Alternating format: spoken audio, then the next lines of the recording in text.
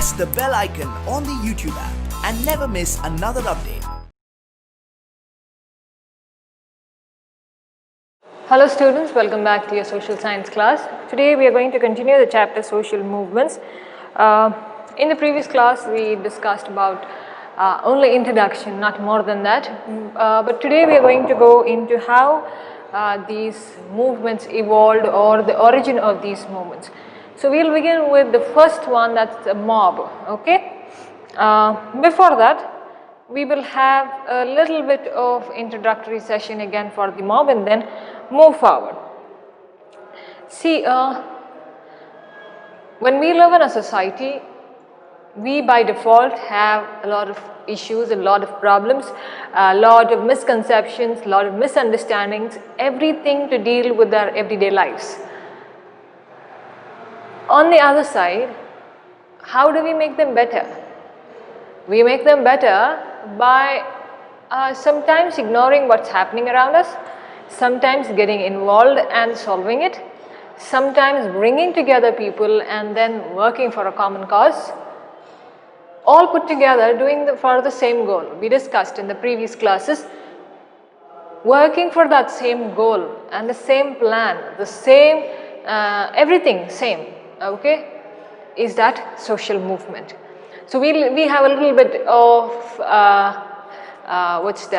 differences of opinion here and there when we go in the society, but what's basic here is your mutual understanding that is there and not letting the other person feel discriminated or oppressed, but rather be equal in all terms. Then see, certain things will come and go, some things will remain forever. Some things will remain only halfway through. That's why I said, life is like a book. Few are there on all chapters of your life. Few are there only halfway through. Few are there only for a small period. Things happening in the society are also in the same way. Few of the problems will be there for a temporary basis, few till midway, few permanent until we put a full stop to it.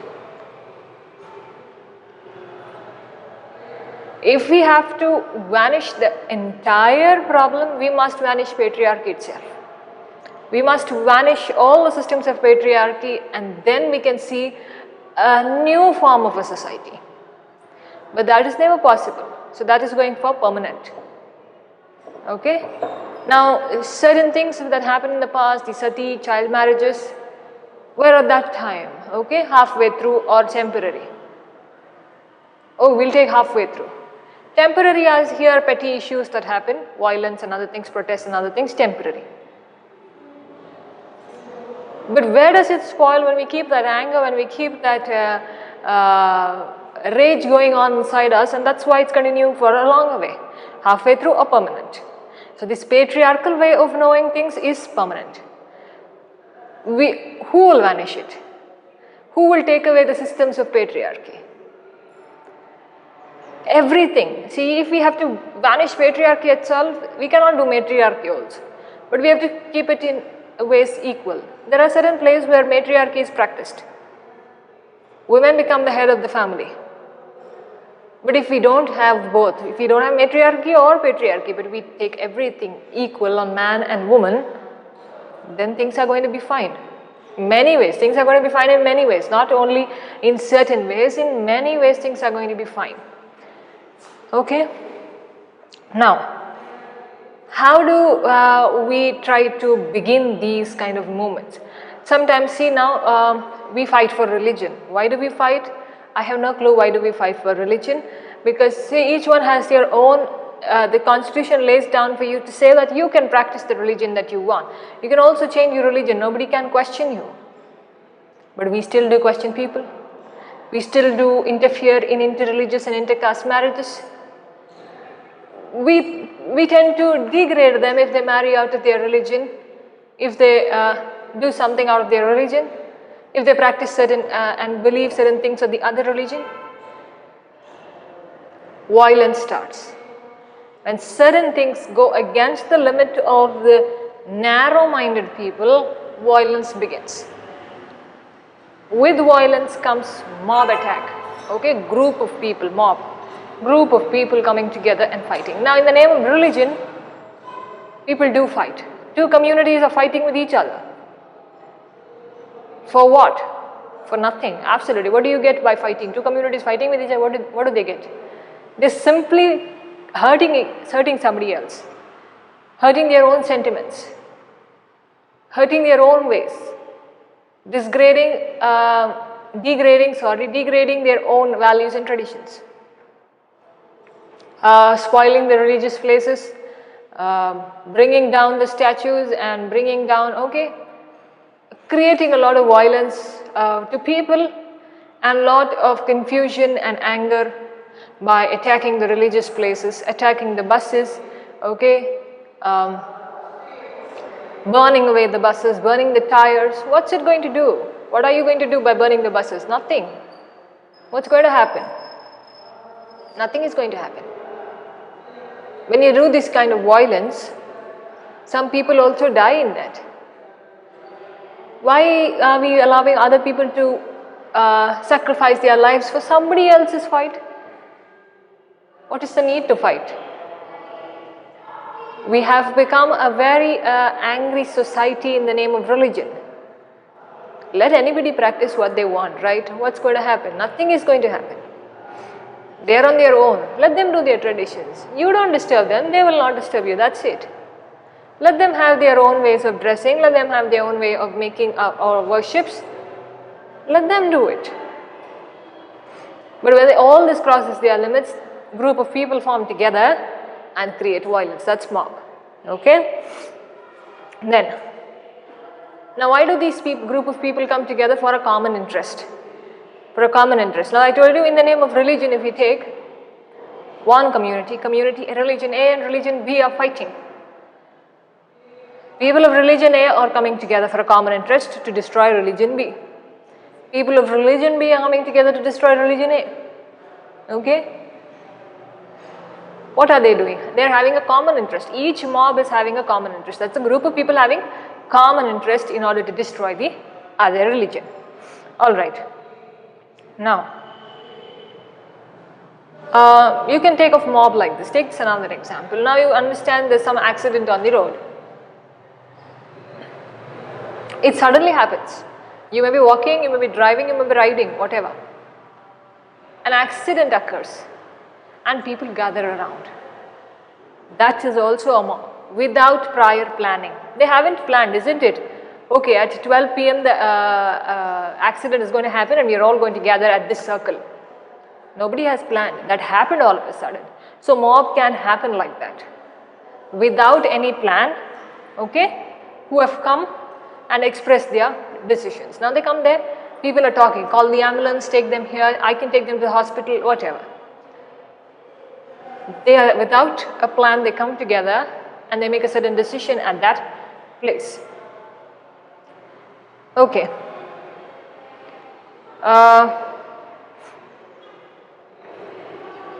See, mobs can be in different places. You have a public gathering, you have a mob. You have some theatre show running, you have a mob. You have an accident, you have a mob. You have a function, you have a mob. Somebody is coming to see you, you have a mob. Okay. Ultimately, basic understanding is, you must understand the first line that is there. Group of people who come together for a common interest. Okay. That's it. Then, sometimes, maybe think somebody is throwing stones on the buses. Okay, or somebody is disturbing a woman there. Other people come to help her. Okay, some stand on her behalf, some stand against her. Now sometimes there are unrestricted moves that they make or crossing their limits. Mobs can create into confusion, anger and violence at that point of time. Okay, now when this is happening, that is when the mob is gathering together and then they are creating violence, we can understand what kind of a society we are living in, the shortcomings of our society. We must always live up to our values and traditions and beliefs. But we don't always. Do we? We don't. We have that attitude, let it go, happy-go-lucky, Happy-go-lucky attitude is good, but not always. It's okay, it's fine, they are fighting, what I got to do? If you don't involve yourself, well and good, because you will not fall into trouble. But look at those people who are involving. Our shortcomings are there. Society as a whole is also looking very dull on these things, looking very blunt. But see, when certain people who are very straightforward come and make their opinions, they are shut down. They are said you cannot speak. They are put behind bars and they are not given bail. Okay, so many things are happening. See, all those who are into influences or in connection with the political parties, they are in favorism. But the rest who are actually fighting for those people, they are behind bars and not even brought out, and the hearings are also not given very soon. But if there is an influential person who goes hand in hand with the political party, he or she is brought out very soon. Okay, recent news that have been going on, you may have watched the TV, you may have listened to the newspapers. People who have been fighting are still behind bars. But certain people who have been involved in so many things, had hands with the political parties, they are out very soon. So we understand, see, these are our shortcomings that are there. Now, we as people, now we can, you must understand the good side and the bad side. We can always appreciate, on the other side, always complain about what's happening in the society.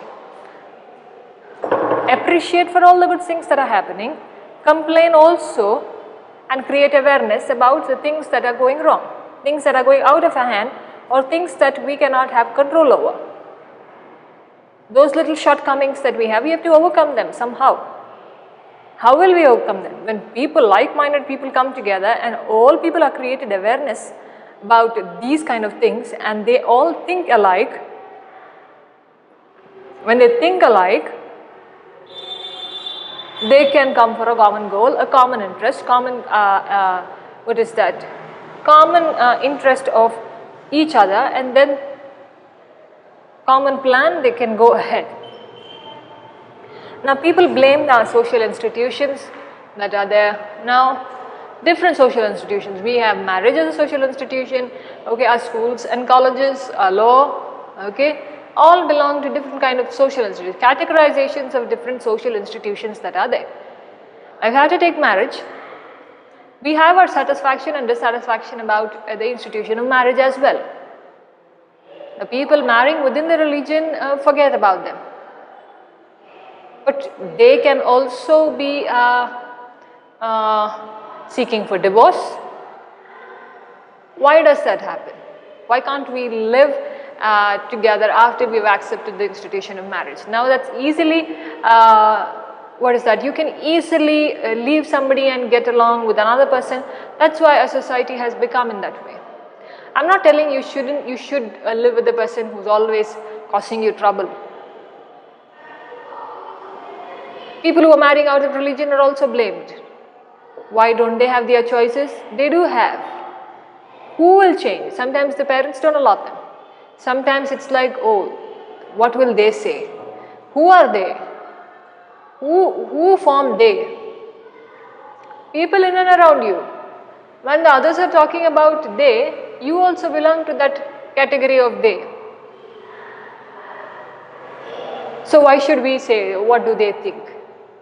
What will they think? What will they say? Let them say anything. See, ultimately, how many days can they say something? So these dissatisfactions of our social institutions are also there. We are always bothered about what the other person will say, not bothered about what you are saying to yourself. Okay? Then, government policies also, there are dissatisfactions that people have, attitudes and decisions on specific programs. Now the government announces certain policies, but I have been emphasizing you on this major thing, implementation is the problem. Implementation always goes wrong. When will the implementation go wrong? When the right person or the right leader takes it. Okay, but see, planning goes well. You can plan anything. Now even with your studies, you can say, okay, I'm going to study at 9 a.m. this one, at 10 a.m., at 11, and then I'm going to take a break, I'm going to have a nap and then come back at 1 or 3 o'clock. You can plan. But if you wake up only at 11 o'clock, the 2 hours that you had planned is gone. So implementation is necessary. Same likewise with the government policies that are there. Okay, we are moving on to mob violence. Mob violence is another form of group of people having a certain kind of behavior. When that behavior turns violent, people go out of their way, and that is called mob violence. Okay, mob is a group of people, violence, mix the two words, group of people involving in a certain kind of violence is called as mob violence. Okay, now no unity absolutely in mob violence. People are fighting with each other because of a group of people. I told you, if you take religion A and religion B, both are fighting with each other. A may be having a common interest, B may be having a common interest, both, but both together don't have a common interest. So absolutely no unity between these two people, these two communities, these two groups, and that creates their kind of violence because they are going out of their limits, they are going out of their way. Okay. Now antisocial elements also lead to a mob during maybe destroying public property. That's what I told you. They go and stand in front of the DC's office, they have a protest, they go and burn the buses, they go and burn the tires there, they break the glasses of the buses, okay, they throw stones at the buildings, whatever. That's nuisance, isn't it? What is going to happen if you throw, okay, you're going to break the window panes, you're going to damage a little. What can you do still? Nothing can be done, isn't it? Nothing can be done by breaking those window panes. Absolutely no sense in breaking the window panes, burning away the tires, burning the buses away. What is it going to lead? It's actually going to lead to a lot more confusion than it was before. Other people have to bear the loss because of somebody else. Now the bus owners, if you're burning away the buses and other things, the bus owners, poor fellows, have to bear the loss. Who's going to pay for them? Nobody. Nobody will pay for them. The bus owners will have to sit and break their head in order to, they cannot repair the bus. If the bus is fully damaged, what are they going to do? They have to just leave their bus just like that. To buy another bus, they'll have to spend a lot. To set all its engines right, they have to again spend a lot. See those poor bus owners, they are earning for their living and somebody else is spoiling their living. Doesn't make sense at all. Okay? Burning away tires, what's going to happen? It's only going to create pollution, nothing else. Who is it harming? All of us around. It's harming also those people who are creating violence. They themselves don't know it's going to happen. That's what, see, anger can lead you into anger has many forms, anger can lead you anywhere. You don't even think about the consequences when you're angry. Everybody doesn't think. That is why we make certain decisions which are very wrong. We regret later. Okay? Alright. Now, that's what I told you. See, confusion creates, and with confusion comes violence. With violence comes hurting people and losing lives, there are losses everywhere. So that's a cycle and that's a chain that is there. Now, deaths can also happen. People can die because they're hitting each other, they're harming others' bodies. Okay, so there is no particular reason for this kind of a mob violence or a mob behavior that is there. Now, if you have seen certain kind of groups, one starts, okay, so and so ki jai, the others follow. They don't. The others who are behind them don't know what's happening at all. But so and so ki jai and so is coming. The others simply follow. Okay? Others are like followers. They do simply follow whatever the leader says. Say, okay, fine. But unless and until you're not aware of certain things, don't get involved in it. Take full information about what you're going to do and where you're participating yourself in. Because that can cause you to a lot of problems later. Maybe you think, the leader has told you we are going here for some kind of a protest, and there it results in a lot of violence and causes major deaths. Simply you have put yourself into trouble, isn't it? So stay away from all these certain things of fighting. Peaceful society, yeah, we have a lot more to attain when we have to come to a peaceful society. That's what I told you.